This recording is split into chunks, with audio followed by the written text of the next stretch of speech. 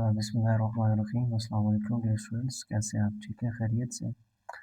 अच्छा students, BSN second semester F1 unit number 1 इसका दूसरा पार्ट हम रिकॉर्ड करने जा रहे हैं, जिसके अंदर हम जो फर्स्ट पार्ट के अंदर हमने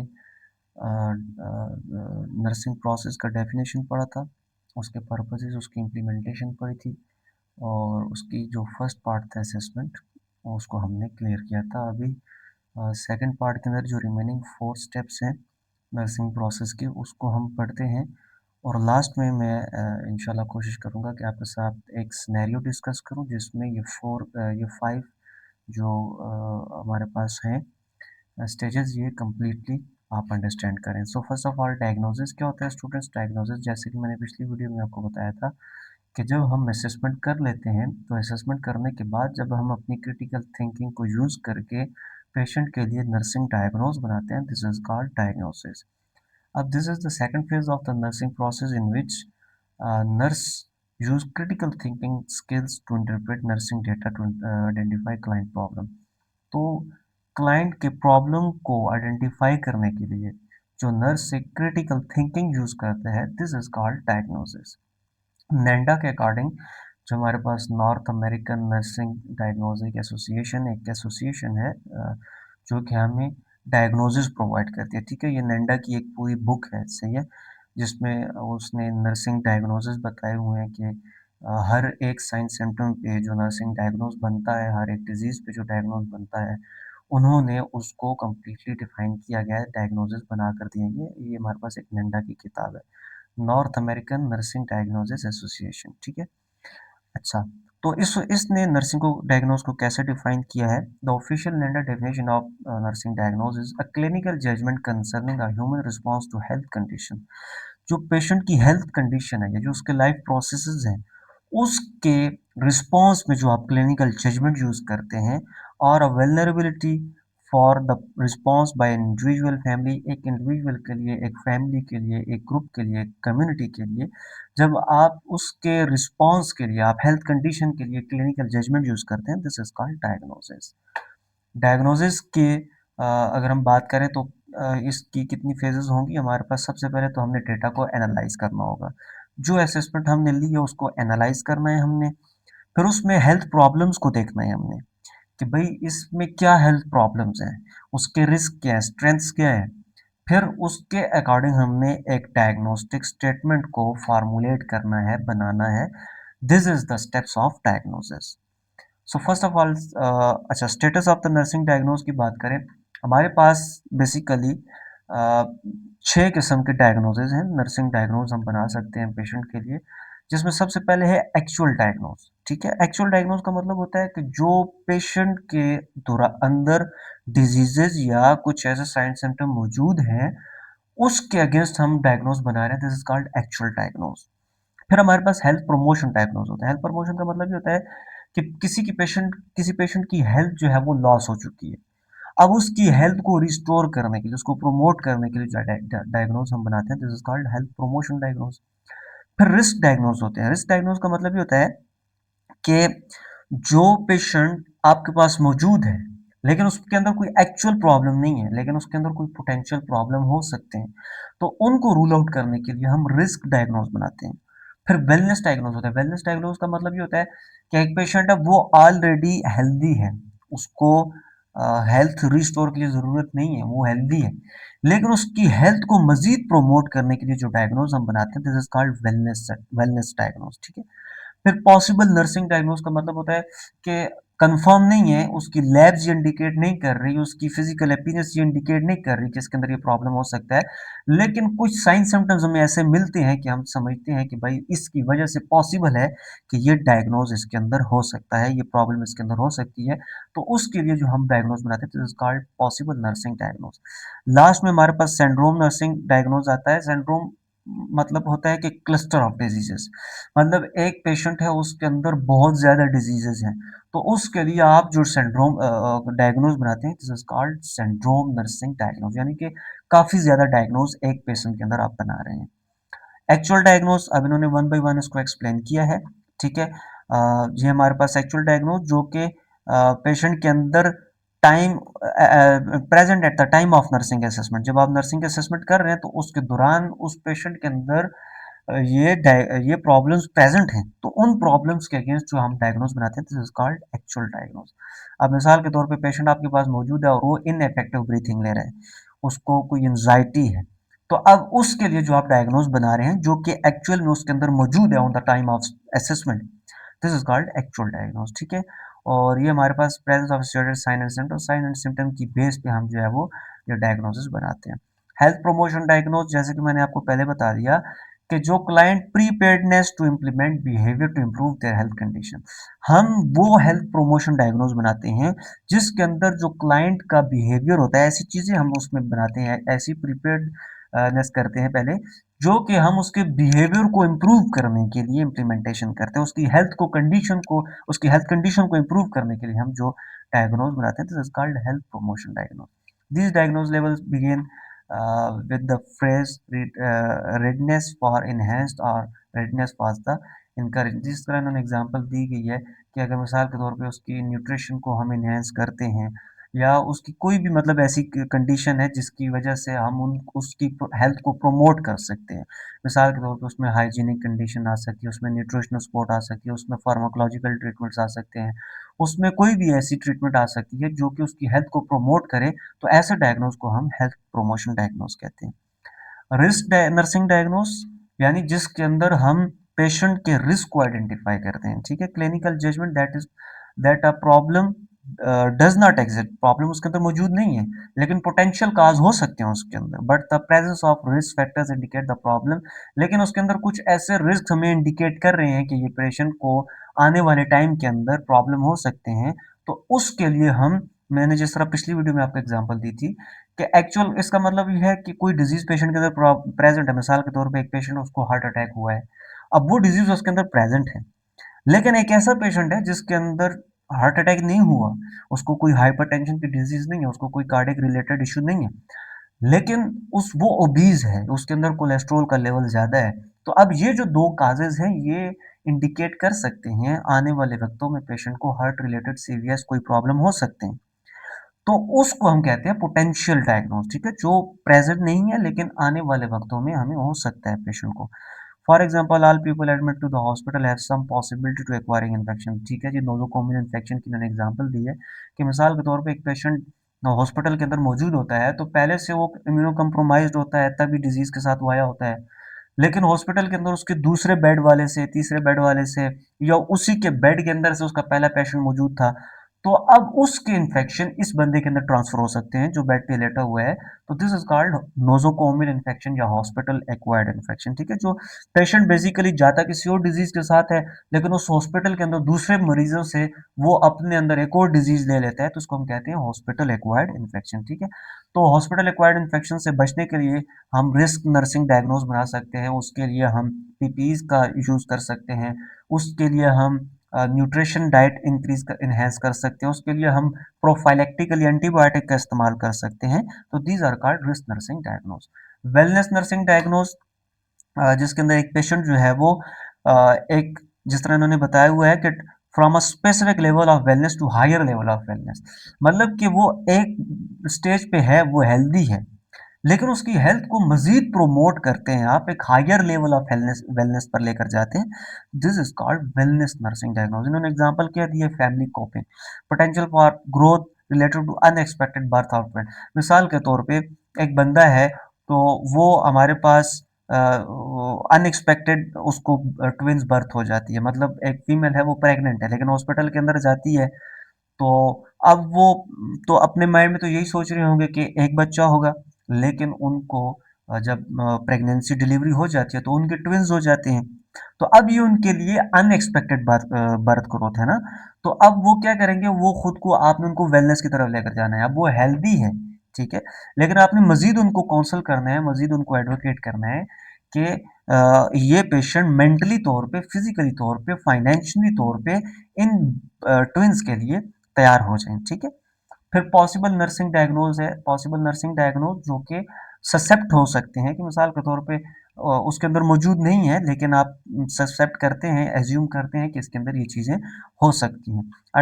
it describe suspected problem, for which current and available data are insufficient to validate the problem. For example, possible social isolation related to unknown etiology.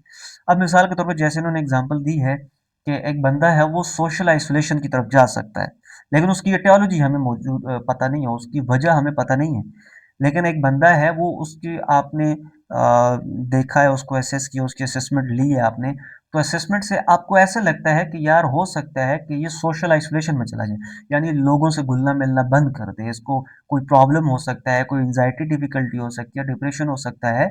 तो this is called possible nursing diagnose.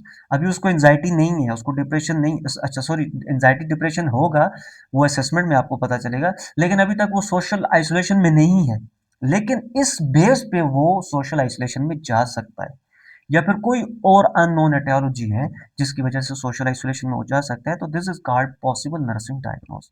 ठीक है, इन्होंने एक example नीचे क्या दी हुई है, an elderly widow who lives alone and admitted to the hospital, the nurse noticed that she has no visitor and is, अच्छा तो उन्होंने एग्जांपल क्या दी हुई है कि उन्होंने कहा है कि एक बंदा है वो एल्डरली पेशेंट है और वो आपके पास मौजूद है हॉस्पिटल के अंदर। तो नर्स ने नोटिस किया है कि कोई भी जो विजिटर है, उसकी फैमिली विजिटर या उसका कोई भी मिलने वाला उसकी तरफ नहीं आता, कोई उसकी तरफ अटेंशन पे नहीं करता। इसके अलावा हमारे पास जो है वो नर्सिंग स्टाफ भी उसकी तरफ इतनी वो नहीं करता, या नर्सिंग स्टाफ की तरफ उसके अटेंडेंट नहीं आते, तो नर्स में right a nursing diagnose of possible isolation centre. तो अब नर्स क्या करेगा, वो ये ससेप्ट कर सकता है कि इस बंदे की तरफ कोई मिलने नहीं आ रहा, या ये बंदा सोशल आइसोलेशन के अंदर जा सकता है। अब उसके अंदर अननोन एटियोलॉजी है, नॉन एटियोलॉजी भी हो सकती है, अननोन एटियोलॉजी भी हो सकती है। सिंड्रोम नर्सिंग डायग्नोज, जिसके अंदर क्लस्टर ऑफ डिजीजेज हमारे पास पाई जाती हैं, ठीक है, ये क्लस्टर ऑफ नर्सिंग डायग्नोज है। मिसाल के तौर पे एक बंदा है वो, उसके अंदर बहुत सारे साइन सिम्टम्स पाए जा रहे हैं, बहुत ज़्यादा डिजीज पाई जा रही हैं, तो तो मैंने आपको पहले बताया था कि हर डिजीज के लिए इंडिविजुअल अलग से नर्सिंग प्लान होता है, तो आप उसके लिए फिर बहुत सारे एनसीपीज बनाएंगे, तो ऐसे एनसीपीज को, ऐसे डायग्नोज को हम सिंड्रोम नर्सिंग डायग्नोसिस कहते हैं। ठीक है, मिसाल के तौर पर पेशेंट है वो लॉन्ग टर्म पेन सिंड्रोम के साथ आया हुआ है, या कोई रेप ट्रॉमा सिंड्रोम है, या कोई डिसयूज सिंड्रोम है जिसके अंदर पेशेंट जो है वो बेड रिडन हो जाते हैं। तो आपको पता है ना, बेड रिडन जब पेशेंट हो जाता है तो उसकी रेंज ऑफ मोशन कम हो सकती है, उसको बेड सोर पड़ सकते हैं, उसको शॉर्टनेस ऑफ ब्रीथ की तरफ पेशेंट जाएगा जब वो एक्टिविटीज़ करेगा, एक्टिविटी इनटॉलरेंस हो सकती है, ये सारी चीज़ें उसकी तरफ हो सकती हैं। तो जब एक एक चीज़ पे आप डायग्नोज बनाएंगे तो उसको हम कहेंगे सिंड्रोम नर्सिंग नर्सिंग डायग्नोज। ठीक है, कंपोनेंट ऑफ नर्सिंग डायग्नोज की बात करें तो हमारे पास बेसिकली सबसे पहले हमने प्रॉब्लम को आइडेंटिफाई करना होता है, प्रॉब्लम स्टेटमेंट को देखना होता है कि क्या प्रॉब्लम है पेशेंट के अंदर। फिर जब हम प्रॉब्लम को आइडेंटिफाई कर लेते हैं असेसमेंट के बाद, तो फिर हम उसकी एटियोलॉजी को देखते हैं कि भाई ये प्रॉब्लम उसको किस वजह से है। ठीक है, और फिर हम उसके साइन सिम्टम देखते हैं कि भाई इस प्रॉब्लम के क्या साइन सिम्टम है इस पेशेंट को। तो these R component of nursing diagnose. Problem statement की बात करें तो प्रॉब्लम स्टेटमेंट उन्होंने कैसे डिफाइन की गई है कि describe the patient health status और response to health problem for which nursing therapy is given. The purpose of of the diagnostic label is to direct the formation of client goal and desired outcome. It may suggest some nursing intervention. तो जाहिर सी बात है, अब जो patient को problem होंगी, जो patient को थेरेपी चल रही है, या जो नर्सिंग थेरेपी आप पेशेंट को देंगे, वो किस बेस पे देंगे, वो हेल्थ प्रॉब्लम की बेस पे देंगे ना। तो जब आपने हेल्थ प्रॉब्लम को रूल आउट करना है, उसको आइडेंटिफाई करना है, किस पर्पज के लिए, ताकि हम नर्सिंग थेरेपी उनको प्रोवाइड कर सकें। अब जैसे इन्होंने एग्जांपल दी गई है कि डेफिशिएंट नॉलेज ऑफ मेडिकेशंस हैं, या deficient knowledge of dietary adjustment है, तो पेशेंट को अगर नहीं पता है इस चीज के बारे में, तो आप, ये प्रॉब्लम है ना एक, तो आपने प्रॉब्लम को रूल आउट कर लिया। सिमिलरली एक्टिविटी इंटॉलरेंस और कॉन्स्टिपेशन, अगर पेशेंट को कॉन्स्टिपेशन है या एक्टिविटी इंटॉलरेंस है, तो ये एक प्रॉब्लम है, आपने प्रॉब्लम को आइडेंटिफाई कर लिया। अब उस पे आप क्या करेंगे, अब उसकी एटियोलॉजी में आप जाएंगे। एटियोलॉजी का मतलब होता है आपकी उसकी हिस्ट्री में जाएंगे। भाई इस बंदे को कॉन्स्टिपेशन है तो क्यों है कॉन्स्टिपेशन, इस बंदे को डायरिया है तो क्यों है डायरिया, इस बंदे को एक्टिविटी इंटॉलरेंस है तो क्यों है, उसकी एटियोलॉजी में आप जाएंगे। ठीक है, जिस तरह मिसाल के तौर पर इन्होंने एग्जाम्पल क्या बताया कि activity intolerance related to generalised weakness. अब जो है वो ओबेसिटी की वजह से, सेडेंटरी लाइफस्टाइल की वजह से, वीकनेस की वजह से इस बंदे की जो एक्टिविटीज है वो इंटॉलरेंस है, यानी उसकी एक्टिविटीज रिस्ट्रिक्ट है। तो दिस इज द पहले, अब प्रॉब्लम क्या है? प्रॉब्लम ये है वीकनेस, प्रॉब्लम ओबेसिटी है, सेडेंटरी लाइफस्टाइल। सेडेंटरी लाइफस्टाइल का मतलब होता है जो बिल्कुल सुस्त बंदे होते हैं, वो एक्टिविटीज वगैरह नहीं करते, हर वक्त लेटे रहते हैं, इस तरह की जो लाइफस्टाइल होती है उसको हम सेडेंटरी लाइफस्टाइल कहते हैं।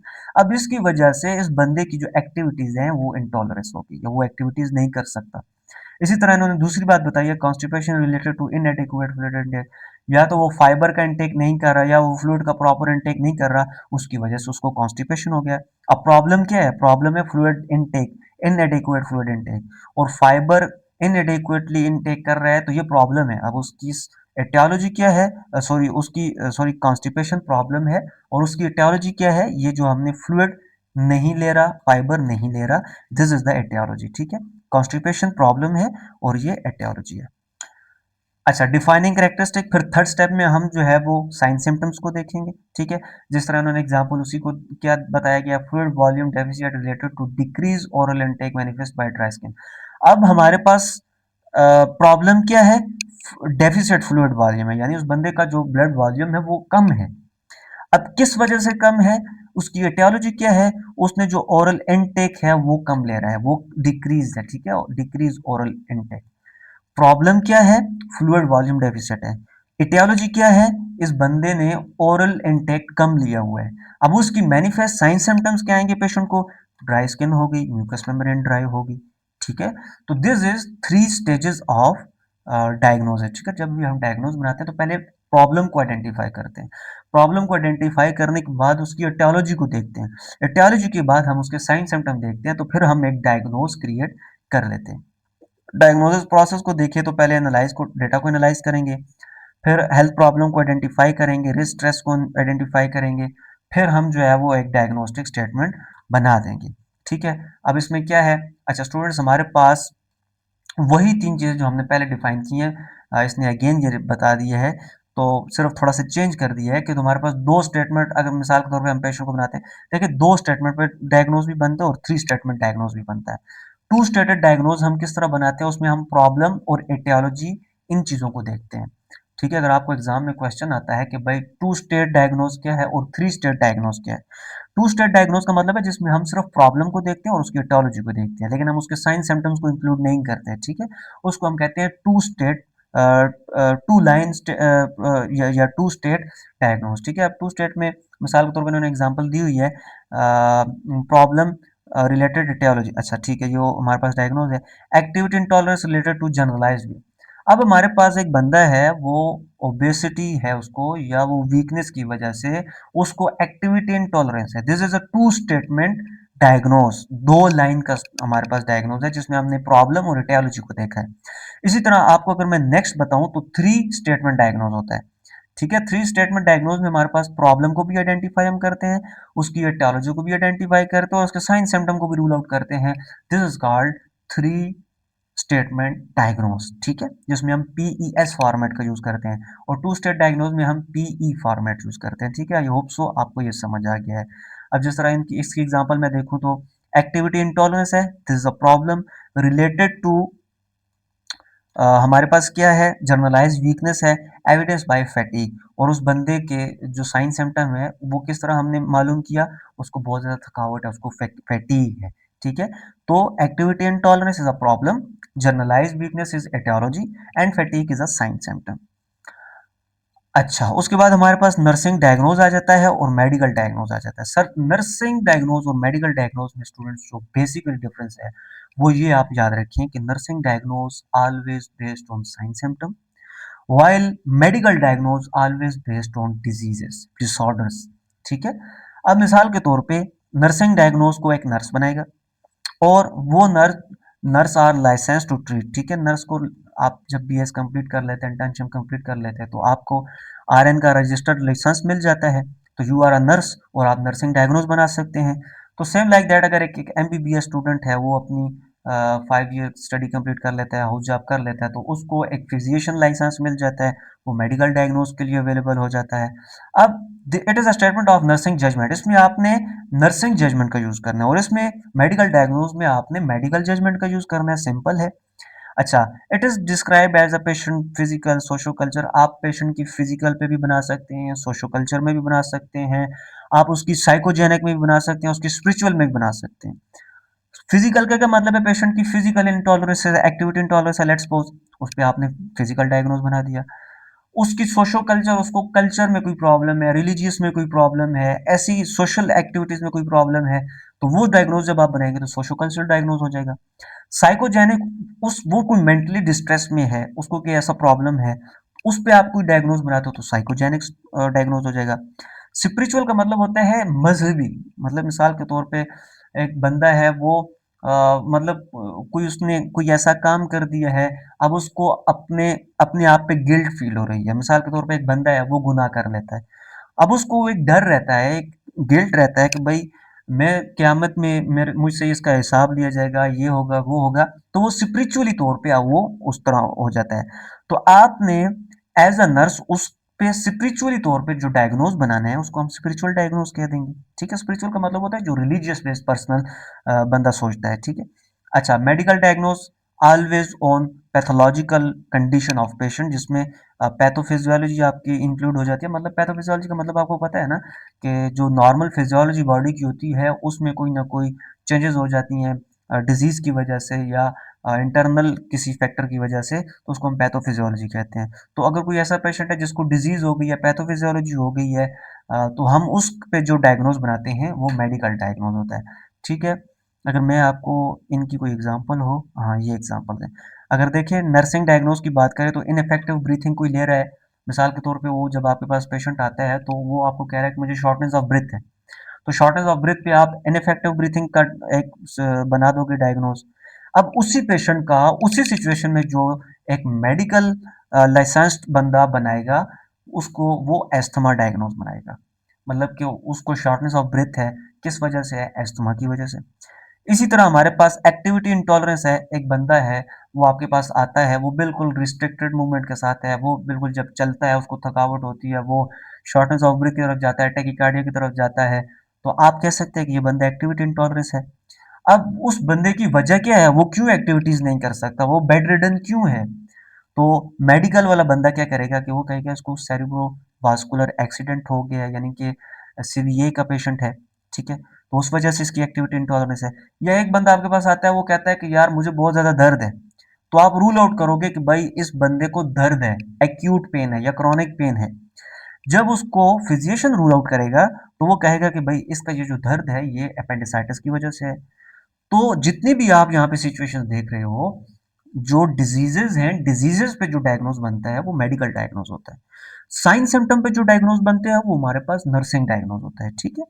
इसी तरह मिसाल के तौर पे हमारे पास डिस्टर्ब बॉडी इमेज है, एक बंदा है, उसका मतलब कोई बॉडी गेट वगैरह प्रॉपर नहीं है, उसकी बॉडी इमेज प्रॉपर नहीं है, तो ये हमारे पास नर्सिंग डायग्नोज हो गया। तो अब उसका जो मेडिकल डायग्नोज बनेगा वो एम्पुटेशन होगी, मतलब उसका हाथ काट दिया गया था किसी वजह से, लेग काट दी गई थी, जिसकी वजह से उसको जो हमारे पास बॉडी इमेज है वो डिस्टर्ब हुआ है। So these are students difference between medical diagnose and nursing diagnose. Most important है, नर्सिंग डायग्नोज हमारे पास साइन सिम्टम की बेस पे बनता है, मेडिकल डायग्नोज हमारे पास डिजीजेस की बेस पे बनता है, पैथोलॉजीज की बेस पे बनता है, ठीक है, डिसेबिलिटीज की बेस पे। थर्ड स्टेज की तरफ हम स्टूडेंट जाते हैं, विच इज प्लानिंग, ठीक है? प्लानिंग हमारे पास क्या होता है? जब आपने असेसमेंट कर ली, आपने उस पर डायग्नोज बना दिया, अब आप उसकी प्लानिंग बनाएंगे कि भाई हमने पेशेंट को ट्रीट करने के लिए क्या प्लान बनाना है। उसके जो हमने डायग्नोज बनाया, उस डायग्नोज में उसकी डिफिकल्टीज को, उसकी जो केयर है उसको इम्प्रूव करने के लिए, हेल्थ को इंक्रीज करने के लिए, डिजीज से प्रिवेंट करने के लिए हमने क्या प्लान बनाना है, this is called planning phase. ये थर्ड फेज है हमारे पास नर्सिंग प्रोसेस की students, in which the nurse and client develop client goals. हम इसमें क्लाइंट गोल्स बनाते हैं, डिजायर्ड आउटकम अपने लेते हैं, नर्सिंग स्ट्रेटजीज को अपनाते हैं जिसमें हम प्रिवेंट कर सकें, रिड्यूस कर सकें या एलिविएट कर सकें प्रॉब्लम्स को। पेशेंट की जो हेल्थ प्रॉब्लम है उसको प्रिवेंट करें, रिड्यूस करें या एलिविएट करें। एलिविएट का मतलब होता है कम करना, ठीक है? ये ए वाला जो एलिविएट होता है इसका मतलब होता है कम करना, जो ई वाला एलिविएट होता है ना, उसका मतलब होता है ज्यादा करना। सो इसमें कंफ्यूज नहीं होना, ठीक है? सो हमने पेशेंट के प्रॉब्लम को, हेल्थ प्रॉब्लम को कम करना है, रिड्यूस करना है, या हमने उसको प्रिवेंट करना है, तो उसके लिए हम जो एक प्लानिंग स्ट्रेटेजीज अपनाते हैं, नर्सिंग स्ट्रेटेजीज अपनाते हैं, उसको हम कहते हैं प्लानिंग। ठीक है, it is the process of formulating client goals and designing the nursing intervention required to prevent. तो वही बात सिंपल कर रहे हैं, दोबारा एक्सप्लेन करने की जरूरत नहीं है। प्लानिंग इन्वॉल्व डिसीजन मेकिंग, इसमें हम डिसीजन मेकिंग करते हैं और प्रॉब्लम सॉल्विंग इस्तेमाल करते हैं प्रॉब्लम प्लान बनाने के लिए। इसमें हमारे पास तीन किस्म के प्लानिंग्स होते हैं, एक होते हैं इनिशियल प्लानिंग, एक होते हैं ऑन गोइंग प्लानिंग, एक होते हैं डिस्चार्ज प्लानिंग। इनिशियल प्लानिंग हमारे पास स्टूडेंट्स कौन सा प्लानिंग होता है, वो प्लानिंग जो हम on the time of admission बना लेते हैं, this is called initial planning. मिसाल के तौर पे आपके पास अब देखिए, इसमें हम कंप्रिहेंसिव प्लान देते हैं, प्लान ऑफ केयर शुरू करते हैं। जिस तरह हमने पहले इनिशियल असेसमेंट पढ़ी थी ना, जिसमें on the time of admission हम असेसमेंट करते हैं, सो उसी असेसमेंट के बाद उसी टाइप ऑफ असेसमेंट में जब हम प्लान बनाते हैं, उसको हम इनिशियल प्लानिंग कह देते हैं। और इसमें हम कंप्रिहेंसिव प्लान बनाते हैं। कंप्रिहेंसिव का मतलब होता है कि हमने उसकी जितनी भी प्रॉब्लम्स है, सब प्रॉब्लम को माइंड में रखकर प्लान बनाना होता है। तो this is called initial planning. ठीक है, फिर ऑन गोइंग प्लानिंग होता है। ऑन गोइंग प्लानिंग का मतलब ये होता है स्टूडेंट्स कि पेशेंट का हमने प्लान बनाया हुआ है और वो प्लान कॉन्टिन्यूस चल रहा है उस पेशेंट पे, लेकिन हमें ऐसी एविडेंस मिलती हैं, ऐसी हमें लैब्स मिलती हैं, या ऐसी हमें फिजिकल पेशेंट की अपीयरेंस मिलती है, या ऑब्जेक्टिव सब्जेक्टिव डेटा मिलता है, जिस पे हमें लगता है कि हमें प्लान को चेंज करना होगा। ठीक है, प्लान को चेंज करना होगा तो वो आप ऑन गोइंग प्लान के अंदर चेंज कर सकते हो। बेसिकली ऑन गोइंग प्लान का मतलब ये होता है कि जो हमने इनिशियल प्लान बनाया है, वो प्लान चल रहा है, लेकिन उस प्लान को चलने के दौरान हमें कुछ चेंजिंग करनी होती है, तो हम उसके अंदर चेंजिंग कर सकते हैं। ठीक है, फिर उसके बाद हमारे पास डिस्चार्ज प्लानिंग आती है। डिस्चार्ज प्लानिंग का ये मतलब होता है कि पेशेंट हमारे पास अब डिस्चार्ज होने को है, तो डिस्चार्ज होने के लिए उसने जो फिजिशियन ने उसको मेडिसिन प्रिस्क्राइब की हैं, अगर कोई उसका सर्जिकल ट्रीट प्लान है या उसका कोई भी ऐसा प्लान है, तो उसको हम डिस्चार्ज प्लानिंग में रखेंगे।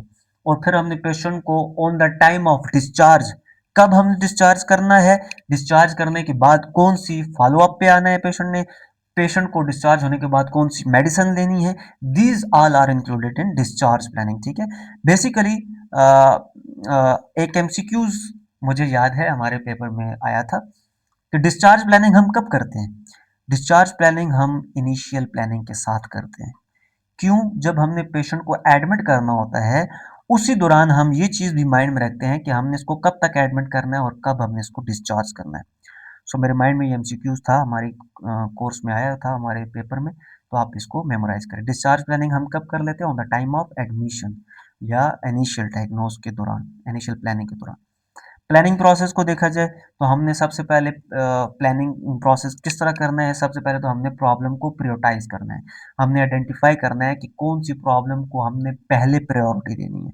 ठीक है, उसके बाद हमने उस पे अपने गोल को फार्मूलेट करना है, अपने जो डिजायर्ड आउटकम होंगे उनको फार्मूलेट करना है। इसके अलावा हमने फिर उस पर नर्सिंग इंटरवेंशन करनी है। नर्सिंग इंटरवेंशन करने के बाद राइट कर देना है नर्सिंग इंटरवेंशन जो भी हमने की है। ठीक है, सेम वही चीजें इसके अंदर भी बताई गई हैं। सेटिंग प्रायोरिटीज के अंदर क्या है, सिंपल है। ये हमारे पास एक टर्म दी गई है, मोस्लो हायरार्ची। मोस्लो हायरार्ची का ये आप देख सकते हो, ये हमारे पास पिरामिड है, आपने फर्स्ट सेमेस्टर में पढ़ा होगा यकीनन। इस पिरामिड की बेस पे हम नीड्स को असेस करते हैं कि पेशेंट को क्या नीड्स होती हैं। ठीक है, उसने बताया था कि सबसे पहले पेशेंट को साइकोलॉजिकल नीड होती है। साइकोलॉजिकल नीड का मतलब होता है कि उस बंदे को सबसे पहले तो वो बेसिक चीजें चाहिए जो उसके सर्वाइवल के लिए जरूरी है। अब ब्रीथिंग उसकी सर्वाइवल के लिए ज़रूरी है, फूड उसके सर्वाइवल के लिए ज़रूरी है, वाटर उसके सर्वाइवल के लिए ज़रूरी है, सेक्स भी उसने इसके अंदर इंक्लूड किया है, स्लीप भी, होम्योस्टेसिस, एक्सक्रीशन वगैरह सब कुछ उसने कहा है कि फिजियोलॉजिकल नीड ऑफ पेशेंट है। यानी कि हर बंदे की, नॉट ओनली पेशेंट, हर बंदे की जो बेसिक नीड्स हैं उसने उसको फिजियोलॉजिकल में रखा है। फिर उसने कहा है कि किसी बंदे को फिजियोलॉजिकल नीड्स मिल जाती हैं तो हम उसकी सेफ्टी को इंश्योर करेंगे। सेफ्टी में उसकी बॉडी की सेफ्टी है, उसके एम्प्लॉयमेंट की सेफ्टी है, उसके रिसोर्सेज की सेफ्टी है, उसमें हमारे पास उसकी मोरालिटी की सेफ्टी है, उसकी फैमिली की सेफ्टी है, हेल्थ की सेफ्टी है, प्रॉपर्टी की सेफ्टी है। ये सारी सेफ्टीज उसने फिजियोलॉजिकल के बाद हमारे पास दी गई है। फिर थर्ड स्टेज में उसने कहा है कि अब जब एक बंदे को फिजियोलॉजिकल नीड्स कंप्लीट हो जाती हैं, सेफ्टी नीड्स मिल जाती हैं, अब उस बंदे को लव एंड बिलोविंग चाहिए, अब उसको फ्रेंडशिप चाहिए, उसको फैमिली चाहिए, उसको एक मैरिड लाइफ चाहिए जिसमें वो अपनी सेक्सुअल इंटीमेसी को कंटेन करे। इसके बाद फिर उसने कहा है कि जब उसको थर्ड चीज़ भी मिल जाती है तो उसको फिर एस्टीम पे जाना होता है।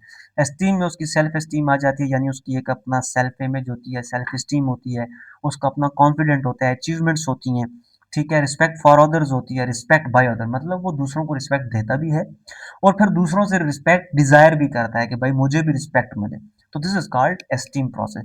फिर वो self actualisation is a lost process of Maslow hierarchy. उसने कहा है कि जब एक बंदे को सारी चीजें मिल जाती हैं, अब वो बंदा एक जब सारी चीजें अचीव कर लेता है तो वो बंदा एक क्रिएटिव माइंड हो जाता है, ठीक है, वो बंदा क्रिएटिविटी की तरफ जाता है, वो बंदा स्पॉन्टेनिटी की तरफ जाता है, खुद से हर चीज को वो करने की कोशिश करता है। मतलब सारी चीजें जब एक बंदे को अवेल हो जाती हैं तो अब उस बंदे को किसी चीज की नीड तो नहीं होती, वो फिर क्रिएटिव माइंड हो जाता है, स्पॉन्टेनियस हो जाता है, ठीक है। इस तरह वो प्रॉब्लम सॉल्विंग हो सकता है, लैक ऑफ प्री जस्टिस हो सकता है, एक्सेप्टेंस ऑफ फैक्ट, जितने भी फैक्ट्स वगैरह होते हैं, सच्चाइयां होती हैं, उनको वो एक्सेप्ट कर सकता है।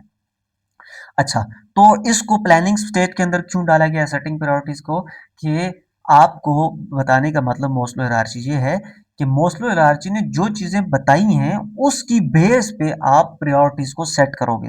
यानी एक पेशेंट आपके पास आ जाता है और वो सेल्फ एक्चुअलाइजेशन के साथ है, ठीक है, और एक बंदा आपके पास आ जाता है जो कि फिजियोलॉजिकल डेफिसिट के साथ है, तो आप पहले किसको देखोगे?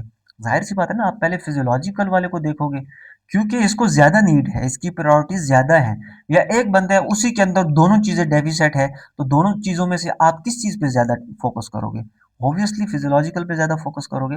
So this is the setting priority. जब आप प्रॉब्लम्स को आइडेंटिफाई कर लेते हो तो फिर आप देखते हो कि हमने अब इसमें से कौन सी प्रॉब्लम को पहले प्रायोरिटाइज करना है, ठीक है। फिर हमारे पास हमने जब प्रॉब्लम को प्रायोरिटाइज कर लिया, फिर हमने अब उस पर क्या करना है, अपने जो आउटकम्स हैं, अपने डिजायर्ड आउटकम है उसको इस्टेब्लिश करना है, अपने गोल्स को इस्टेब्लिश करना है। जब हम गोल को इस्टेब्लिश कर लेते हैं तो उसके बाद हमारे पास आता है इंटरवेंशन, नर्सिंग इंटरवेंशन, ठीक है। अच्छा, इस ये दो स्लाइड है तो इसको मैं आपको सरसरी बता देता हूँ। अब बेसिकली जब आप गोल को सेट करते हो तो गोल हमारे पास दो किस्म के होते हैं। एक हमारे पास होते हैं शॉर्ट टर्म गोल, एक हमारे पास होते हैं long term goal. Short term goal और लॉन्ग टर्म गोल्स ये आपको बताए गए हैं, शॉर्ट टर्म गोल्स और लॉन्ग टर्म। शॉर्ट टर्म का मतलब ये होता है कि वो गोल्स जो कि कुछ वीक्स सॉरी कुछ हावर्स से कुछ डेज तक हम रखते हैं। मिसाल के तौर पे एक बंदा हमारे पास आता है और वो आईसीयू के अंदर एडमिट है।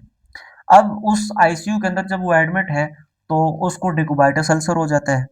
अब डिकोबाइटस अल्सर के लिए आप शॉर्ट टर्म गोल बनाओगे, भाई मैंने इसको हर 2 घंटे के बाद इसकी पोजीशन चेंज करनी है, इसकी न्यूट्रिशन का ख्याल करना है, इसको अगर नीड है तो हमने फार्माकोलॉजिकल थेरेपी देनी है, ऑक्सीजन थेरेपी हम डिकोबाइटस अल्सर में देते हैं। अब this is the short term goals.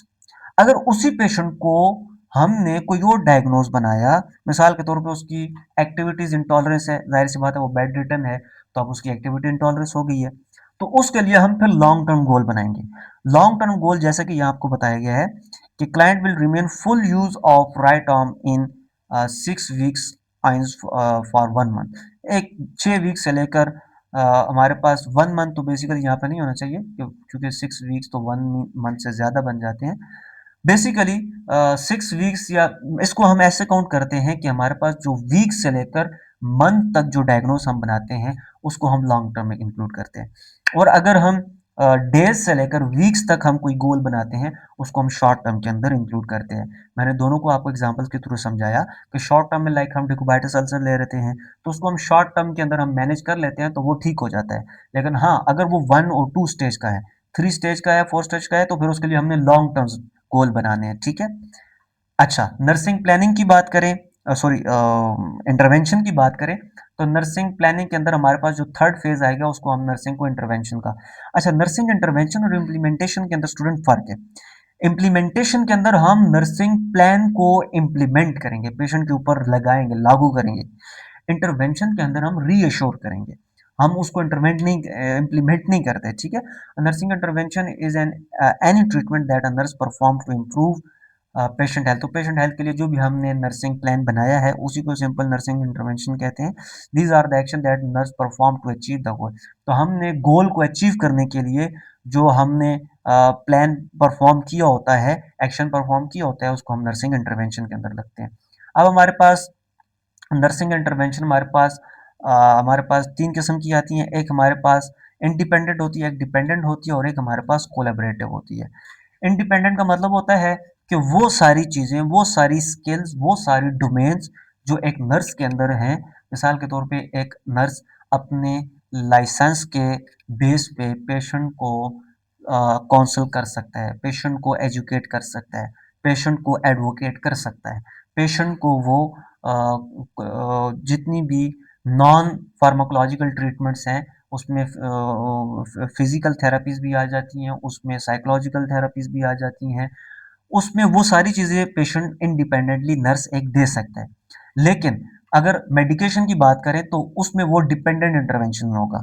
Dependent का मतलब ये है कि अब उसको इंटरवेंशन के लिए, अपने प्लान में इंटरवेंशन को सेट करने के लिए उसको फिजिशियन के प्रिस्क्रिप्शन की ज़रूरत है। अगर मिसाल के तौर पे उसको फिजिशियन की प्रिस्क्रिप्शन मेडिसिन तो अब एक नर्स तो नहीं बना दे सकता ना पेशेंट को, अनटिल कि वो नर्सिंग प्रैक्टिशनर नहीं है। नर्सिंग प्रैक्टिशनर जो होते हैं वो मेडिसिन दे सकते हैं पेशेंट को, बट अनफॉर्चुनेटली वो पाकिस्तान के अंदर वो चीज़ अवेलेबल नहीं है। यूरोप की कुछ कंट्रीज़ के अंदर नर्सिंग प्रैक्टिशनर अवेलेबल है, जहाँ पे एक नर्स बिल्कुल इस तरह पेशेंट को ट्रीट कर सकता है जैसे एक फिजिशियन करता है, ठीक है। बट अगेन अनफॉर्चुनेटली पाकिस्तान के अंदर ऐसा कोई भी सिस्टम नहीं है। पाकिस्तान में जो नर्स है वो फिजिशियन पे डिपेंडेंट है। तो अब जो जिस तरह हमारे पास एक लाइसेंस फिजिशियन है, तो उसकी अगर प्रिस्क्रिप्शन के लिए नर्स ने कोई इंटरवेंशन करनी है तो वो डिपेंडेंट में आ जाएगा। फिर कोलैबोरेटिव में आता है। कोलैबोरेटिव का मतलब ये होता है कि जो 3-4 बंदे मिलकर, मिसाल के तौर पे एक पेशेंट के लिए आपने कोई प्लान बनाना है, तो उसमें आप उसके फार्मासिस्ट को भी इंक्लूड करते हो, उसके फिजिशियन को भी इंक्लूड करते हो, उसके फिजियोथेरापिस्ट को भी इंक्लूड करते हो, उसके न्यूट्रिशनिस्ट को भी इंक्लूड करते हो। तो जब ऐसा प्लान आप बनाते हो तो उसको हम कोलैबोरेटिव इंटरवेंशन कहते हैं, ठीक है। Implementation is a fourth step of nursing process student. Implementation में बेसिकली क्या होता है कि इम्प्लीमेंटेशन में जो हमारे पास हमने प्लान बनाया है, नर्सिंग इंटरवेंशन बनाई है, अब उसको उठाकर सीधा सीधा पेशेंट पे अप्लाई कर दिया, दिस इज कॉल्ड इंटरवेंशन, ठीक है। क्या क्या लिखा हुआ यहाँ पे, कैरी आउट द इंटरवेंशन। जो हमने इंटरवेंशन पहले बनाई है नर्सिंग प्लान के अंदर, उसको कैरी आउट करना, उसको कंप्लीट करना, उसको पेशेंट के ऊपर लागू कर देना, this is called implementation. The nurse perform और delegate the nursing activities for the intervention that are developed in the planning step. तो जो हमने प्लानिंग स्टेप के अंदर डिवेलप किया है, ये मैं थ्योरी, ये जो थ्योरी सारी लिखी है इसको मैं स्किप इसलिए कर रहा हूँ कि जो मेन थीम है वो मैंने आपको दे दिया है। तो अभी आप इसको पढ़ेंगे तो वही सारी चीज़ें जो मैंने एक्सप्लेन कर दी हैं। तो इसमें भी वही देखो चीज़ कह रहा है कि जो हमने नर्सिंग स्टेप के अंदर डेवलप की थी, अब इसको इम्प्लीमेंटेशन फेज के अंदर हम उसको अप्लाई कर देते हैं, this is called implementation. Process of implementation के अंदर देखें, अच्छा दिस इज मोस्ट इंपॉर्टेंट कि जब हम इम्प्लीमेंट कर रहे हैं स्टूडेंट्स, तो 4-5 बातों का हमने बहुत ज़्यादा ख्याल करना है। सबसे पहले तो रीअसेसिंग द क्लाइंट, क्लाइंट को रीअश्योर करना है, क्या क्लाइंट को वाकई ही नीड है जो हम उस पर अप्लाई कर रहे हैं। मिसाल के तौर पे हमने पेशेंट के लिए प्लान बनाया कि हम उसको जो है वो मिसाल के तौर पे पैनाडोल दे रहे हैं, तो क्या पेशेंट को पेन है, फीवर है, कि हम उसको पैनाडोल दे रहे हैं। दोबारा से आपने रीअश्योर करना है, ठीक है, रीअसेस करना है पेशेंट को कि वाकई इसको नीड है या नहीं है। उसके बाद आपने determine the nurse need for assistant, आपने नर्स ने आइडेंटिफाई करना है कि भाई मुझे इंटरवेंशन अप्लाई करने के लिए क्या मुझे किसी दूसरे बंदे की ज़रूरत है, मुझे असिस्टेंट की ज़रूरत है। मिसाल के तौर पे एक बंदा है, उसको आप पोजीशनिंग दे रहे हो, तो पोजीशनिंग अगर वो ओबीस बंदा है, मोटा बंदा है, ठीक है, 100 केजी का बंदा है, तो क्या आप उसको फिर अकेले दे सकते हो पोजीशन? नहीं दे सकोगे। तो उसके लिए आपने श्योर करना है कि मुझे किसी असिस्टेंट की ज़रूरत है या नहीं। उसके बाद आपने थर्ड स्टेज पे देखना है कि इम्प्लीमेंटेशन द नर्सिंग इंटरवेंशन। तो आपने जो सब चीज़ दे चेक कर ली, तो आप अपने इंटरवेंशन को, नर्सिंग इंटरवेंशन को इम्प्लीमेंट कर दोगे। Then supervising the delegated care. Supervising the delegated care का क्या मतलब है? डेलीगेटेड केयर का मतलब होता है जो असाइंड केयर्स होती है। मिसाल के तौर पे आप जो है वो एज अ सुपरवाइजर हो, और आप अपने नर्सेज को जो डेलीगेटेड केयर्स होती है, जो उनको असाइन टास्क होते हैं, वो चेक कर रहे हो कि भाई ये मेरे नर्स जो हैं वो कंप्लीटली अपने ड्यूटीज या अपनी केयर जो है वो पेशेंट को दे रहे हैं या नहीं दे रहे। या सिंपल, अगर आप एक नर्स हो, रजिस्टर्ड नर्स हो, तो आपके अंडर सीएनए वाले होते हैं। तो सीएनए वालों को आपने देखना होता है कि भाई ये वाइटल प्रॉपर इसके ले रहा है, इसकी सक्शनिंग प्रॉपर कर रहा है, इसको मेडिकेशन जो मैंने ऑर्डर की है वो इसको दे रहा है कि नहीं दे रहा। तो आपने ऊपर से सुपरवाइज करना है डेलीगेटेड केयर में। तो अगर कोई ऐसा बंदा है जो जिसको डेलीगेट की गई है केयर, तो आप उस पर सुपरविजन करते हो कि भाई इस बंदे ने ये जो इम्प्लीमेंटेशन कर रहा है क्या ये वाकई ठीक कर रहा है या नहीं कर रहा है, ठीक है। उसके बाद डॉक्यूमेंटेशन द नर्सिंग एक्टिविटीज, जो नर्सिंग एक्टिविटीज आपने परफॉर्म की है उसको आपने डॉक्यूमेंट कर देना है। रीअसेसिंग द क्लाइंट वही है जो मैंने पहले आपको एक्सप्लेन कर दिया। इसके बाद आपने नर्स नीड फॉर असिस्टिंग, वही सेकंड स्टेप जो मैंने आपको ऑलरेडी एक्सप्लेन कर दिया। अच्छा, यहाँ पे मैंने जो एग्जांपल बताई है इसके रिलेटेड कुछ और एग्जांपल इन्होंने दी हुई है। The nurse is unable to implement the nursing activity safety and patient along the ambulate. अच्छा, एक बंदा है मिसाल के तौर पे, अच्छा वही बात है जो मैंने पहले आपको बता दी, एक ओबीस क्लाइंट है, ओबीस क्लाइंट पर वो उसको चला रहा है, एम्बुलेट कर रहा है, या हमारे पास उसको कोई पोजीशनिंग वगैरह दे रहा है या कुछ भी कर रहा है, तो उस सिचुएशन में वो क्या करेगा कि देखेगा कि भाई अगर पेशेंट ओबीस है तो मुझे किसी असिस्टेंट की ज़रूरत है या नहीं है। तो this is the second phase of implementation. फिर थर्ड स्टेप में हमने इम्प्लीमेंटिंग द नर्सिंग डायग्नोज, जो हमने नर्सिंग इंटरवेंशन की है, बनाई है, उसको हमने इम्प्लीमेंट कर देना है। This is called third step, ठीक है। फोर्थ में हमने डेलीगेटेड केयर, जो पेशेंट को कोई दूसरा बंदा दे रहा है उस पर आपने सुपरविजन कर लेनी है, ठीक है। लाइक यहाँ पे इन्होंने लिखा हुआ है other health care may be required to communicate their activities by to the nurse by documenting them और क्लाइंट रिपोर्टिंग वर्बली और फिलिंग आउट और रिटन फॉर्म। मिसाल के तौर पे कोई दूसरे हेल्थ केयर हैं, लाइक कोई फिजियोथेरापिस्ट हैं, कोई फार्मासिस्ट हैं, वो हमारे पास क्या कर रहे हैं, पेशेंट को केयर दे रहे हैं।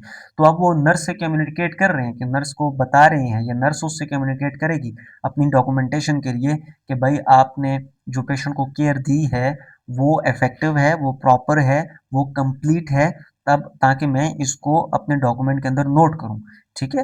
तो आप उसको रिकॉर्ड करने के लिए रिपोर्टिंग वर्बली, आप उसको वर्बली भी उसको कर सकते हैं रिपोर्ट, आप उसको रिकॉर्ड भी कर सकते हैं अपने डॉक्यूमेंटेशन में, या आप उसके रिटन फॉर्म में भी फिल कर सकते हैं।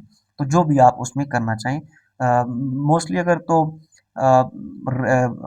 हॉस्पिटलाइज जो एडमिटेड पेशेंट्स होते हैं उनके हम रिकॉर्ड फॉर्म में देखते हैं, ठीक है, यानी उनकी डॉक्यूमेंटेशन वगैरह करते हैं रिटर्न फॉर्म में। और अगर मिसाल के तौर पर इमरजेंसी के अंदर कोई ऐसी सिचुएशन है या पेशेंट हमारे पास एडमिटेड नहीं है, तो उसमें फिर हम वर्बली भी कर सकते हैं, ठीक है। डॉक्यूमेंटेशन हमने करनी है, ठीक है। जब हमने इम्प्लीमेंटेशन कर दी है तो उसको हमने रिकॉर्ड कर देना है। मैंने आपको पिछली लेक्चर में एक्सप्लेन किया है कि डॉक्यूमेंटेशन क्यों ज़रूरी है, ठीक है। खुद को भी सेफ साइड पे रखना है, पेशेंट को भी सेफ साइड पे रखना है। लास्ट स्टेज में हमारे पास इवालुएशन आता है स्टूडेंट्स। इवालुएशन में हम क्या करते हैं कि हम जो evaluation is a planned ongoing purposeful activity in which the nurse determine. अब हमारे पास इवालुएशन चूंकि प्लान होती है, हमने पहले से ही प्लान किया होता है कि भाई ये प्लान हम पेशेंट को लगाएंगे, उसके ऊपर इम्प्लीमेंट करेंगे, तो हमारे पास ये डिजायर्ड आउटकम है हमारे। तो इवालुएशन हमारे पास पहले से प्लान होती है ना, तो उसके बाद ये ऑनगोइंग होती है। मिसाल के तौर पे हमने दौरान इम्प्लीमेंटेशन भी हमने उसको देखना होता है कि इवालुएट करना होता है, भाई हमारी इवालुएशन, हमारा जो गोल है वो अचीव हो रहा है कि नहीं हो रहा। इसके बाद हमारे पास पर्पसफुल मीनिंग, अच्छा इसमें हमारे पास दो चीज़ें उन्होंने बताई, the client progress toward achievement of goal outcome. अच्छा, या तो हमारे पास जो पेशेंट है वो गोल की तरफ जाएगा या नहीं जाएगा, दो ही चीजें होगी ना। तो आपने ये चीज देखनी है कि हमारा पेशेंट, हमारे जो आउटकम्स हैं, जो डिजायर आउटकम है, ये जो हमारे गोल्स हैं, पेशेंट वो अचीव कर रहा है या नहीं कर रहा। अगर कर रहा है तो इसका मतलब है हमारा एनसीपी ठीक है। अगर नहीं कर रहा तो फिर हमने वापस से जाना है और अपने प्लान को डायनेम करना है, चेंज करना है, ठीक है। उसके बाद effectiveness of nursing care plan, आपने इफेक्टिवनेस को भी देखना है कि जो हमारी नर्सिंग केयर प्लान हमने बनाया है, एनसीपी बनाया है, क्या वो इफेक्टिव है या नहीं है। अगर इफेक्टिव है तो ठीक है, अगर नहीं है तो आपने उसको रीअश्योर करना है, रीअसेस करना है। स्टूडेंट्स, आपका जो फर्स्ट यूनिट है नर्सिंग प्रोसेस का, एफ का, वो कंप्लीट हो चुका है। मुझे उम्मीद है आपको ये वीडियो लेक्चर समझ आया होगा, आपको समझ आई होगी, क्योंकि मैंने जो मेरी प्रीवियस कुछ मंथ्स पहले की जो वीडियो वो भी मैंने एफ की इस प्ले लिस्ट में डाली है, और ये भी दो लेक्चर मैंने आपकी स्लाइड से बनाए हैं। सो अगर आपको फिर भी कुछ चीज़ में इशू होता है आप मुझे बताएं, इंशाल्लाह मैं आपको कोशिश करूंगा क्लियर करने की। So best of luck students, मिलते हैं इंशाल्लाह नेक्स्ट वीडियो लेक्चर में। तब तक के लिए अल्लाह हाफिज़।